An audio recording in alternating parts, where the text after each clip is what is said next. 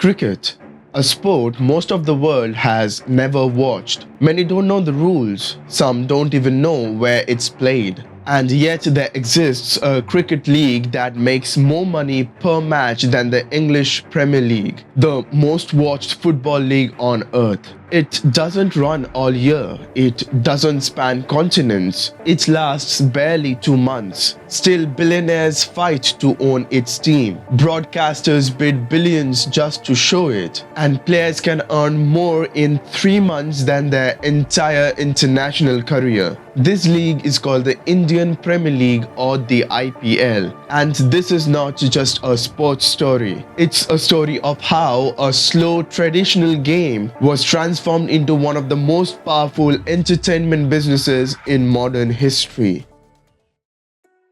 To understand how radical this IPL is, you first need to understand what cricket used to be. Cricket was never designed for speed. It was designed for patience. Invented in England centuries ago, cricket was a sport of etiquette, class, and endurance. The original format, the Test cricket, would last for about 5 days. Matches often ended with no winners at all.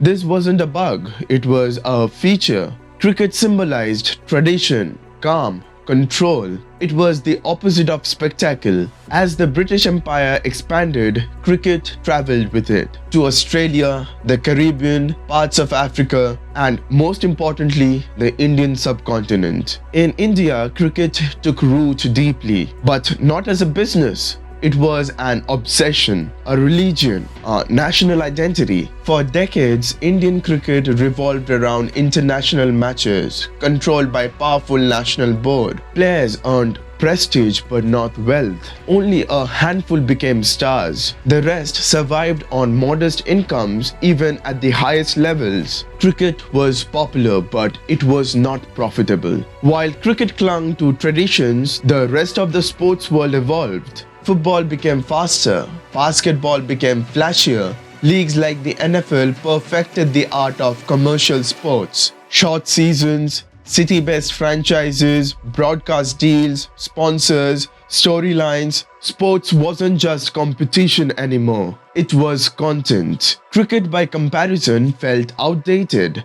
5-day matches couldn't survive in an age of shrinking attention spans. Younger audiences wanted instant outcomes, highlights, drama, and for the first time, cricket felt an existential threat. The first crack in the system came from an experiment, a shorter version of cricket called the 2020 or the T20. Instead of 5 days, matches lasted for just 3 hours. Instead of slow build-up, it was non-stop action. At first, traditionalists hated it. They called it cheap, gimmicky. They said it would ruin the spirit of the game. Then something unexpected happened. People watched. Stadiums filled up. TV ratings exploded. Sponsors took notice. Cricket, when compressed, became electric.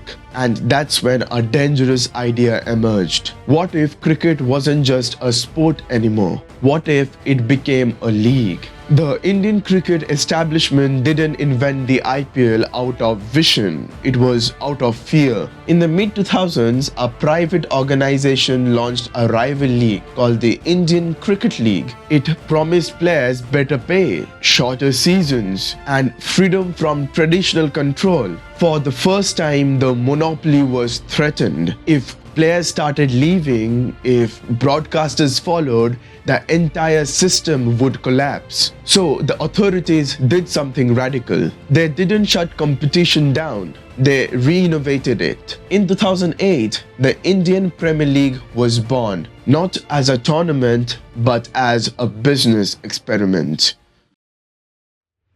The IPL made a choice that changed everything. It didn't belong to countries. It belonged to cities. Teams weren't national representatives. They were franchises, just like the NFL and the NBA. And then came the most shocking move of all. Players were auctioned, not transferred, not assigned. International superstars and unknown local players stood on the same stage. The value was decided not according to personal legacy, but according to the market demand. This single idea did three things instantly. It created transparency, it generated drama, it turned players into assets. Cricket had never seen anything like this. The auctions attracted something cricket had never fully embraced before: entertainment capital. Movie stars brought teams, industrial tycoons followed, global brands lined up. Matches were no longer just games,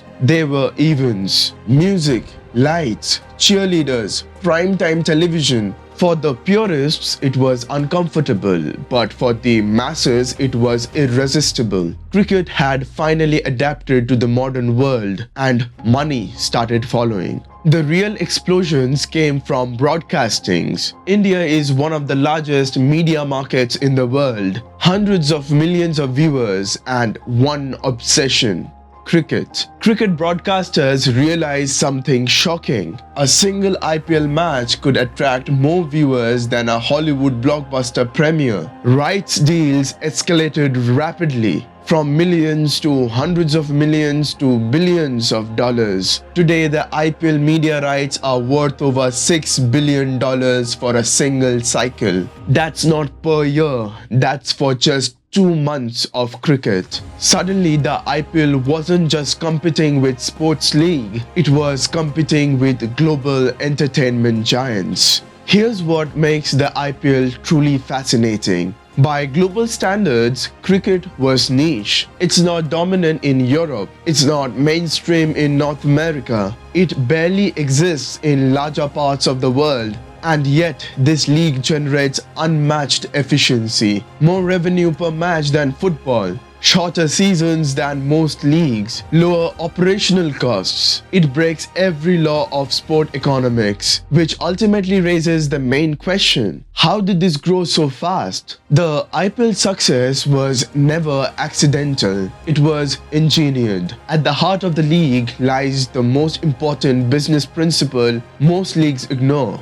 scarcity creates value. The IPL doesn't run all year round.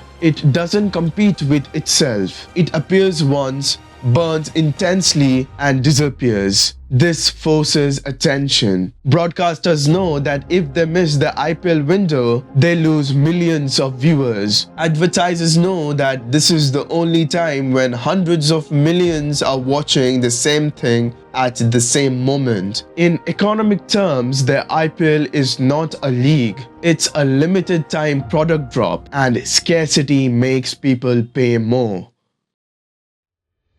On paper, the media rights numbers looks irrational. Why would companies pay billions for a league that lasts only weeks? The answer lies in the viewer behavior. IPL matches are not background television. They are appointment viewing. People don't casually stumble upon the IPL. They plan their evenings around it. This creates something advertisers desperately want: predictable viewership, mass participation, high emotional engagement. A single IPL match can attract more simultaneous viewers than the finale of major Western TV shows. For broadcasters, IPL isn't just content, it's guaranteed attention. And in the modern media economy, attention is the most valuable currency. One of the most overlooked reasons for IPL's dominance is centralized control. Unlike football leagues where clubs negotiate independently, the IPL operates under a single authority.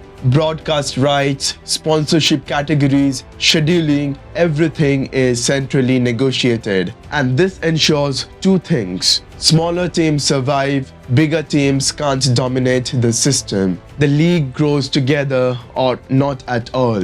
That's why franchises keep increasing in value even when they don't win their trophies. They are not betting on results, they are betting on the system. The IPL didn't just monetize cricket, it industrialized fame. Young players who would have taken a decade to be noticed suddenly found themselves under global spotlights. Unknown athletes became overnight millionaires. Why?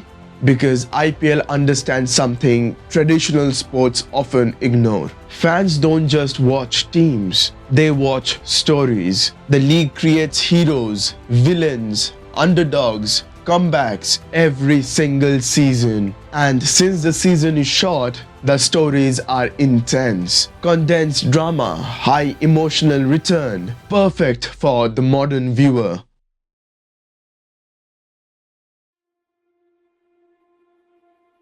The impact of the IPL didn't stay just in India. Other countries noticed it too. Shorter leagues emerged, auction-style drafts appeared, entertainment elements increased, and most importantly, the power shifted. For decades, global cricket was controlled by multiple nations. Today, financial gravity pulls everything towards one center: India. The IPL doesn't just generate money, it dictates schedules, influences player availability, shapes the global cricket calendar. This level of influence is rare, but success comes at a cost. Critics argue that the IPL is slowly rewriting the entire priority. Young players now chase league contracts instead of international caps. Traditional formats struggle to survive. Some fear cricket is becoming less of a competition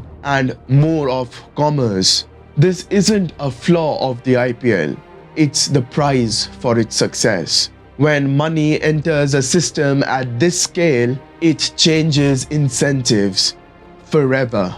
So where does this go next? Expansions into new markets, more teams, bigger digital deals. Streaming platforms are already planning for their next bidding war. Technology will personalize viewing. Data will change strategy. Global audience will grow, slowly but steadily. The IPL may never dominate the world like football, but it doesn't need to. It already dominates something more important: efficiency.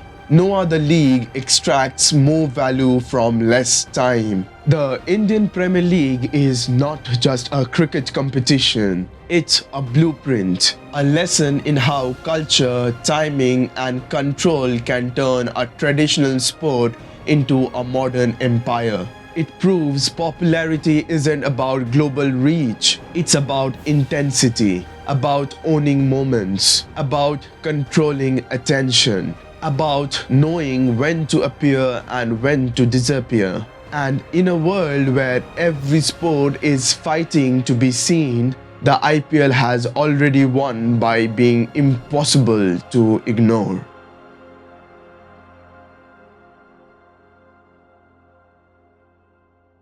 Well, the key reason behind establishment of this entire new cricket league was because of the new shrinking attention economy. With the advance of time, our attention is reshaping, and this attention plays a very important role in the modern media market.